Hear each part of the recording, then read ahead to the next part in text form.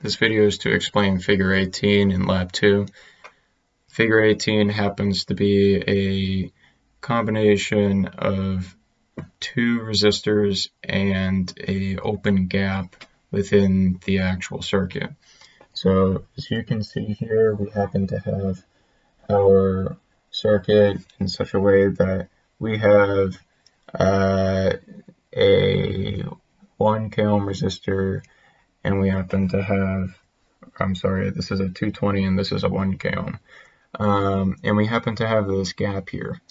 Now, this gap is going to be where we happen to measure one of our voltages. So we happen to have we have two yellow wires here to measure across here. And then we have our positive terminal up here and our grounded terminal down here. And we're going to be measuring across R1, R2, and then this gap here.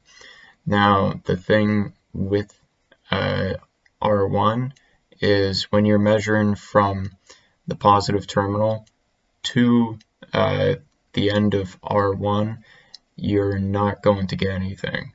You're going to get 0 volts because this circuit happens to be open, and you don't have anywhere to actually complete the circuit. So in any means, you are going to get 0 volts for that. Same thing here for R2, you are going to get 0 volts, not because because you are not completing the circuit, but as well as you are not actually hooked up to any positive voltage. You're connected to ground, but ground happens to be essentially 0 volts. And you don't have any positive input to the top of this resistor, so you're not going to get anything.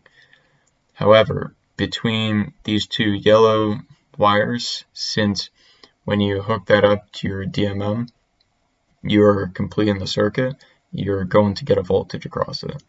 You are going to get the source of